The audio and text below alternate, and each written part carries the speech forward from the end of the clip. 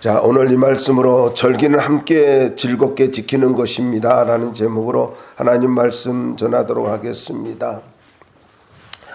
세상에서 승리하는 사람들을 볼 것 같으면은 고난을 통해서 감사를 발견한 사람들입니다.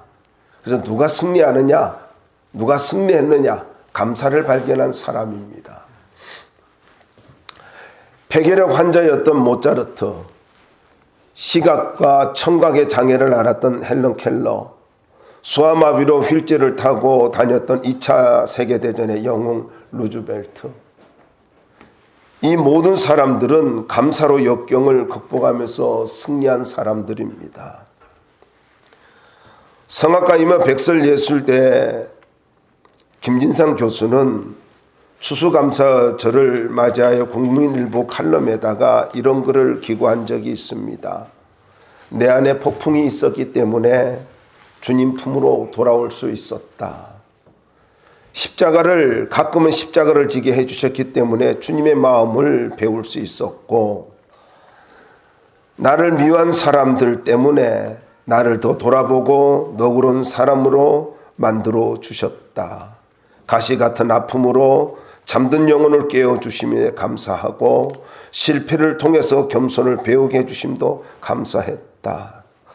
평범한 생활 속에서 감사를 발견하는 지혜를 주심에도 감사를 드리며 헤아릴 수 없는 은혜에 감사하면서 앞으로도 살아가게 해달라고 기도를 했습니다. 여러분, 사계절이 그냥 사계절이 아니죠. 사계절은 이 세상을 풍족하게 꾸며가시고 그리고 좋은 곳으로 채워주시는 하나님의 섬세한 섭리입니다. 그냥 사계절이라고 생각하지 말고 덥네, 가을이네, 춥네, 이게 아니라는 거죠.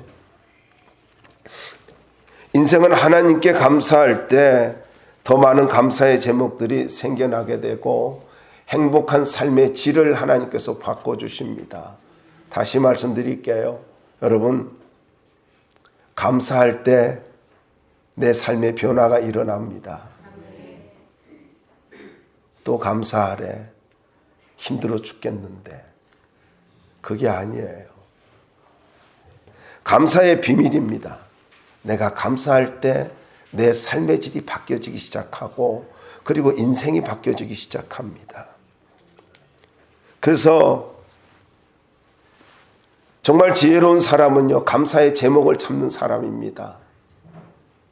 문제를 찾는 사람, 슬픔을 찾는 사람, 어떻게 하든지 내가 어려움을 당해보지 않겠다고 몸부림치는 것이 아니라, 문제의 해답을 찾는 것이 아니라 감사를 찾으면 자동적으로 해답도 나옵니다. 그리고 하나님이 일하심을 보게 되어집니다. 눈을 바꿔주십니다. 그래서 이렇게 이야기할 수 있습니다. 감사는 소유의 크기가 아니라 믿음의 크기와 비례한다. 다시 말씀드릴게요. 감사는 소유의 크기가 아니라 믿음의 크기와 비례한다. 자꾸 우리는 무엇이 있어야 감사한다라고 생각합니다. 아닙니다. 여러분, 믿음을 키우는 사람은, 믿음이 큰 사람은, 정말로 하나님이 축복하는 사람은 감사를 찾는 사람입니다. 저는 여러분이 이 추수감사절을 맞이해서 여러분의 마음속에 감사가 좀 많이 생겼으면 좋겠습니다. 모든 것이 감사할 수 있으면 너무 좋겠다라는 거예요. 왜 그런 줄 아세요? 감사할 때 거기에 어둠이 떠나가요. 감사할 때 저주가 끊어집니다. 감사할 때 생각이 바뀌어지고, 감사할 때 가슴이 넓어집니다. 마음이 넓어져요. 그래서 여러분, 감사하지 않으면은 절대로 우리가 변화될 수 없습니다. 감사를 안다는 건 뭘 이야기한 줄 아세요? 은혜를 안다는 거예요. 은혜를. 감사를 모르는 사람은 은혜를 모르는 거예요. 그리고 은혜를 알기 때문에 겸손하고요. 은혜를 알기 때문에 예의를 지킵니다. 그래서 감사를 아는 사람이 예의가 있는 사람이에요. 자, 오늘 이 말씀은요, 하나님께서 허락하신 절기를 어떤 자세로 맞이해야 되는가 하는 것을 말씀해 주고 있습니다. 첫 번째 14절 말씀을 보면요, 여러분, 절기는요 함께 지켜야 된다라는 것입니다. 함께 지켜야 된다. 오늘 14절 말씀 한번 읽어보자고요. 시작. 절기를 지킬 때에는 너와 내 자녀와 너비와 내 성중에 거주하는 레인과 객과 고아와 가부가 함께 즐거워하되. 자, 너와 내 자녀, 가족이지요. 그 다음에 누가 있습니까? 노비가 나옵니다. 노비는요 노예라고도 이야기할 수 있습니다만은 그것을 의미한다기보다 일꾼으로 보시면 좋습니다. 그러니까 가족과 일꾼이 같이 즐거워해야 된다라는 걸 말씀하고 있고요. 더 나아가서 객과 고아와 가부라고 나오지 않습니까? 사회적 약자입니다. 사회적으로 소외된 사람들, 경제적으로 기반이 어려운 사람들, 이런 사람들과 함께 즐거워하라라는 거예요. 이들은요 이스라엘의 3대 약자들입니다. 그리고 여러분 보시면은 또 한 사람이 나오지 않습니까? 내 성중에 거주하는 레인. 무슨 말이에요? 하나님만을 섬기는 성직자들입니다. 그러니까 네 부류의 사람들과 함께, 모두 함께 사회 전반에 걸쳐서 모두 다 사회 공동체라고도 이야기할 수 있습니다만은요, 이걸 가지고 이렇게 이야기할 수 있어요. 신앙 공동체 안에서 모두 다가 함께 즐거워할 수 있어야 된다라는 것입니다. 저는 어저께 집사람을 통해서 이야기를 들었습니다. 우리 장로님을 비롯해서 모든 여전도 회장님과 성도들이 함께 모여가지고 청소를 하며 저 발코니를 가지고 깨끗하게 하고 앞에 나가서 그 주차장도 깨끗하게 낙엽을 쓸고 청소하는 이야기, 음식을 만드는 이야기를 쭉 들었습니다. 제가 너무 감사했어요. 오늘 말씀하고 함께 어울리는 말씀입니다. 함께 준비하고 함께 기뻐하기 위해서 이렇게 준비하는구나 하는 생각이 들었습니다. 여러분 잊지 마세요. 이스라엘 백성이 신앙 공동체이듯이 성도는요, 교회는 신앙 공동체입니다. 이런 절기를 맞이했나요? 어느 누구도 소외되지 않고 함께 즐거워할 수 있는 시간이 되어야 합니다. 그래서 남을 배려해야 됩니다. 여러분 함께 즐거워한다는 것은요, 알아서 즐거워야 이게 아니잖아요. 배려입니다. 배려가 있는 그런 오늘 하루가 됐으면 참 좋겠습니다. 또 이렇게 오늘 하루만 이야기를 듣고 어떤 속 좁은 인간은 그래요. 오늘 하루만 하면 된다는 거지 이렇게 합니다. 그런 의미가 아니지요. 예. 이것이 오늘부터 시작해서 우리의 삶에 배려의 삶이 이루어지면요, 언제나 삶이 아름다워질 수 있다라는 것입니다. 두 번째로는 15절로부터 16절 말씀을 통해서 하나님이 택하신 곳에서 즐겁게 지켜야 된다라는 것입니다. 한번 여러분 15절 한번 읽어주시기 바랍니다. 15절 시작.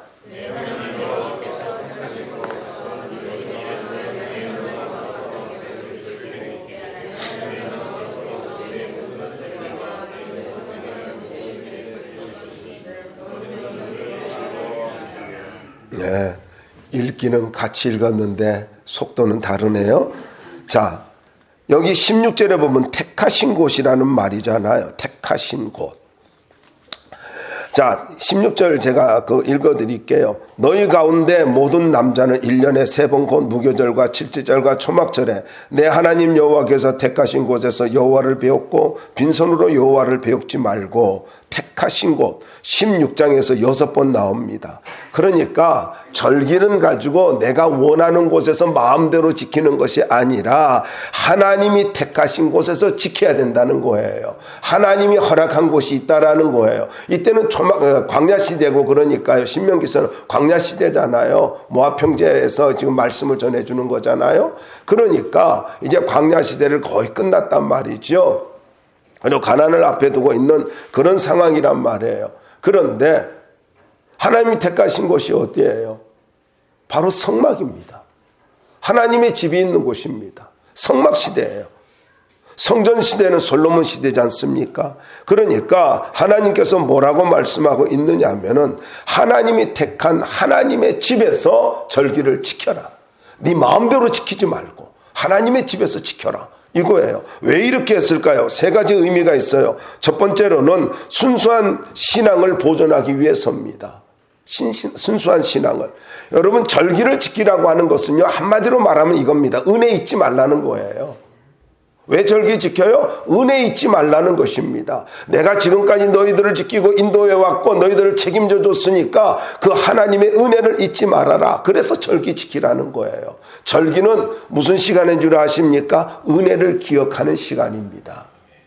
강팍해진 내 마음, 무디어진 내 마음 속에서 오늘이 있었던 것은 모두 다 하나님의 은혜다.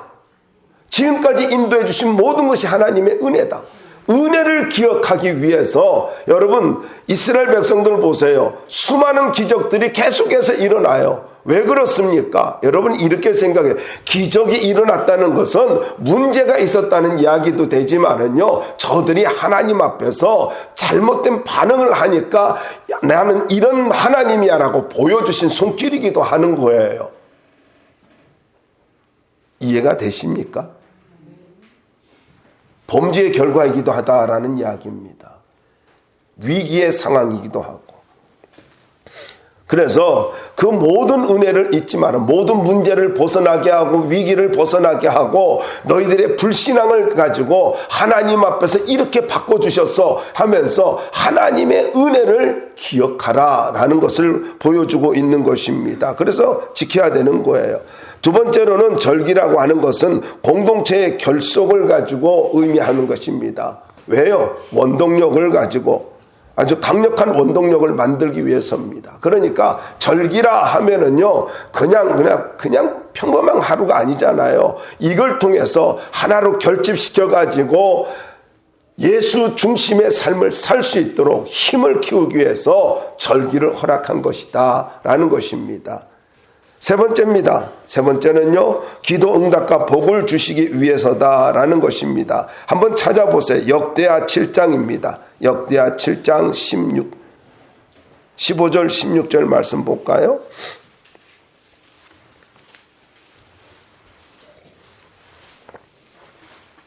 역대하 7장 15절 16절입니다. 함께 봉독합시다. 시작. 이제 이곳에서 하는 기도에 내가 눈을 들고 귀를 기울이리니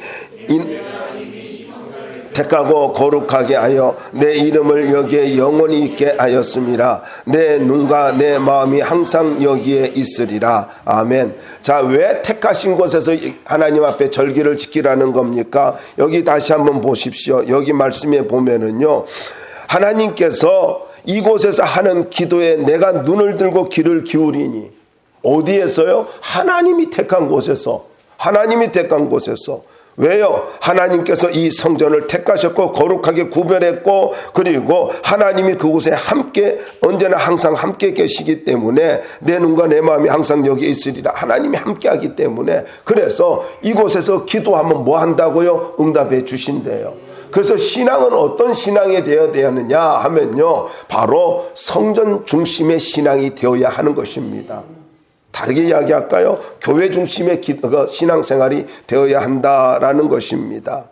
그리고 시편 128편 5절 말씀을 보자고요. 시편 128편 5절 한번 찾아봅시다.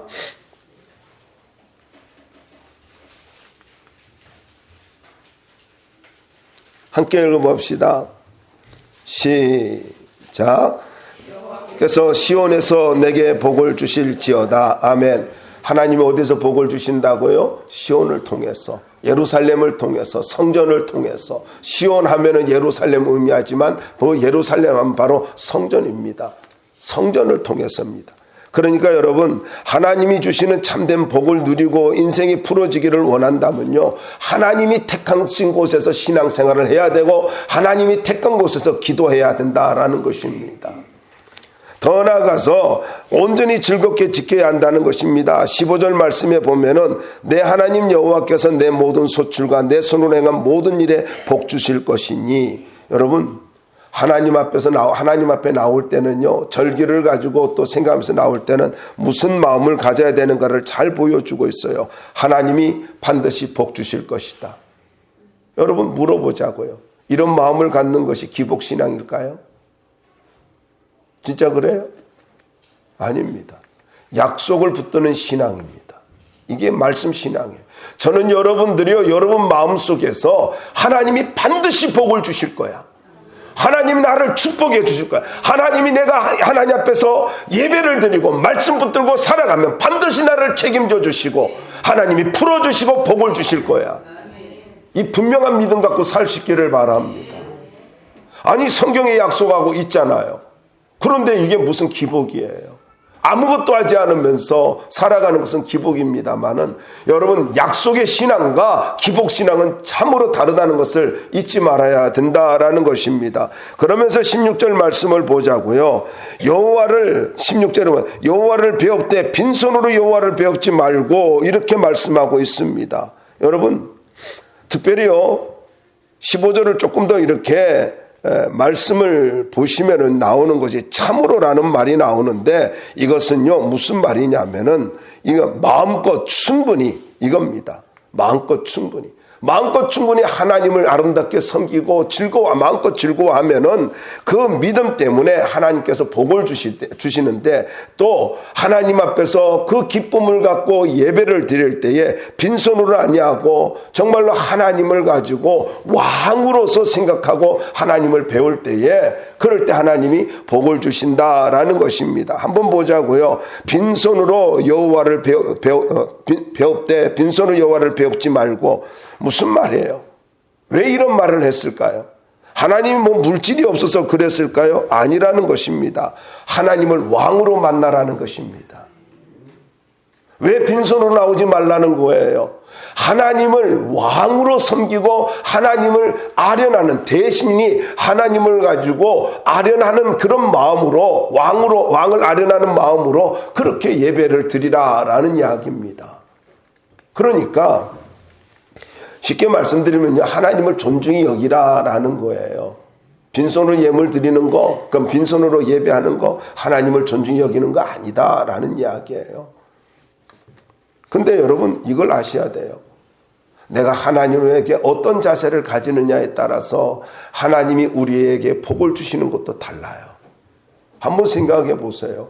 함부로 대하면 어때요? 무례한 인간은요 무례한 대접을 받습니다. 그래서 저는 여러분들에게 부탁드리고 싶어요. 이건 목사로서 좀 인생을 산 목사로서 여러분에게 부탁드려요. 여러분 하나님 앞에 예의를 갖추십시오. 하나님 앞에 예의를 갖추세요. 하나님을 왕으로 여기십시오. 또한 예물을 가지고 빈손으로 하지 말라는 것은 모든 주권이 주님께 있다라는 것을 고백하라는 것입니다. 그래서 물질이 아니라 물질은 신앙 고백이라는 거예요. 동의하고 있습니까? 동의해야 돼요. 하나님이 내 형편 아십니까? 알고 말고죠. 그러니까 더 해야 돼요. 그래서 크게 정리하십시오. 여러분 언제나 하나님 앞에 나올 때는요 하나님을 왕으로 존귀하게 여기시기 바랍니다. 지금 왕이라는 개념이 이해가 되지 않는다 할지라도요 이렇게 하세요. 하나님을 존귀하게 여기고 예의를 갖추십시오. 또 한 가지 하나님 모든 것이 주인이 하나님이라는 걸 믿고 내 인생의 주인도 하나님이라는 걸 믿고 하나님의 주권을 인정하십시오. 그래야 복을 받습니다. 하나님은 심는 대로 거두게 해 주시는 분이십니다. 마지막입니다. 힘대로 드려야 한다라는 것입니다. 자 한번 17절 읽어볼까요? 17절 설교 빨리 끝나니까 좋지요. 자 17절 읽어봅시다. 시작. 각 사람이 내 하나님 여호와께 주신 복을 따라 그 힘대로 드릴지니라. 자 여러분 이 말은요 이겁니다. 힘대로 드릴지니라 이 말씀 속에서 무엇을 우리가 느낄 수 있냐면요 바로 그 사람이 은혜 받은 대로입니다. 최선을 다하라는 거예요. 보세요. 주신 복을 따라 그 힘대로 드려. 너에게 있는 힘만큼 억지로가 아니라 너가 가지고 있는 힘만큼 최선을 다해서 드리라 이런 이야기예요. 그래서 절기는요 하나님 앞에서 은혜에 대한 반응을 하는 시간입니다. 절기는 무슨 시간이에요? 하나님이 주신 은혜에 대해서 반응하는 시간이다 라는 이야기입니다. 그 힘대로 드릴지니라. 이 말은요 무슨 말이냐면은 네가 부자이든 가난한 자이든 넉넉하든지 어렵든지 객가 가부든지 고하든지 상관없이 사회적인 힘이 없고 약자라 할지라도 하나님은 어떻게 해요? 힘대로 드리래요. 힘대로. 힘대로 드리라는 말은 다르게 말하면 최선을 다하라. 너가 가지고 있는 지금 현재 상황에서 최선을 다하라. 이런 이야기입니다. 여러분, 우리의 신앙이요, 허장 성세가 되면 절대로 안 됩니다. 허장 성세. 큰 소리만 치고 아무것도 없는 것. 뭔가 이렇게 주님을 섬기는 것 같은데도 실제로 보면 아무것도 없는 그 거짓된 것. 기도는 거창하게 해요. 뭐 사람들에게 이렇게 아름답게는 보이려고 그래요. 그런데 정말로 속에 아무것도 없고 하나님이 기뻐하는 중심이 없으면은 그러면 그건 의미가 없다라는 것입니다. 고린도후서 9장 7절에 이렇게 말씀하고 있습니다. 인색하노나 억지로 드리지 마라. 따지지 말라는 거죠. 그래서 여러분, 이렇게 이야기할 수 있어요. 물질 때문에 시험 든다. 은혜를 모르는 사람입니다. 물질에 대해서 인색하다. 하나님의 축복을 받을 자격이 없는 사람이에요. 말이 좀 세죠. 근데 사실이에요. 여러분, 다시 한번 말씀드립니다. 물질은요, 어떤 면에서는 나의 신앙 고백입니다. 저는 우리 교회 어느 성도를 생각하면서도 가끔 하나님 앞에 그렇게 합니다. 찬송가가 기억나요. 주를 위해서 아끼지 않는 사람 하면 누군가가 이렇게 생각이 나요.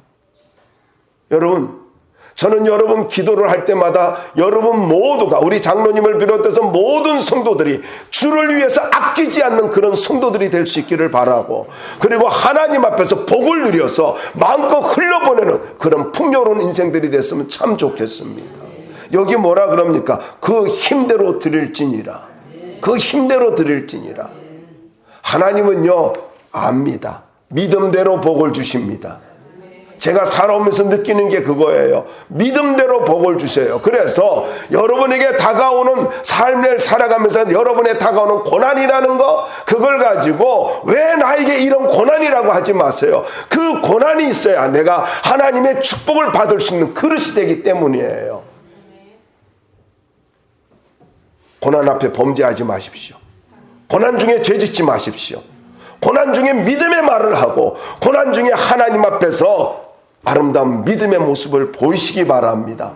더 이상 연단시키지 않아도 될 수 있는 그런 믿음의 사람으로 준비될 수 있기를 바랍니다. 그래서 간곡하게 부탁드려요. 힘든 일이 있어요? 입술을 닫으세요. 입술을 닫으세요. 그리고 주님만 바라보십시오.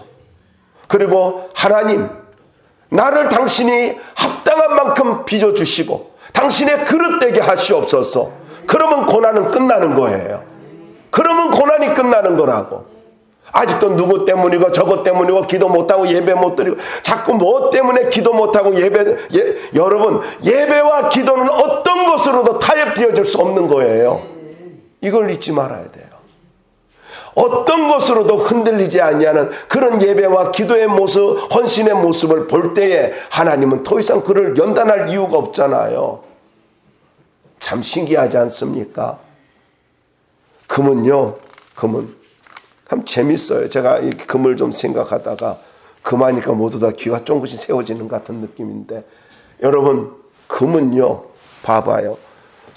이게 아주 그 풍목불에 들어가 가지고요, 강한 불로요, 그것이 재련되어질 때에 신기한 게 거기 찌꺼기가 사라져요. 그 순도 99%가 되는 거예요. 여러분, 고난의 강한 불을 두려워하지 말고요, 하나님이 나를 순수하게 만드는구나, 나를 가치 있게 만드는구나, 나의 그릇을 넓히는구나, 이렇게 믿으시고 하나님 앞에 믿음의 반응을 할 수 있기를 바랍니다. 욥기서에 있는 대로 그가 나를 단련하신 후에는 내가 정금같이 나오리라. 여러분, 하나님 앞에서 물질에 인색한 사람 되지 마세요. 강하게 표현 좀 할게요. 양해를 구합니다. 물질에 인색하면 축복도 여러분 기대하지 마십시오. 하나님 앞에 정직한 청지기가 될 수 있기를 바랍니다.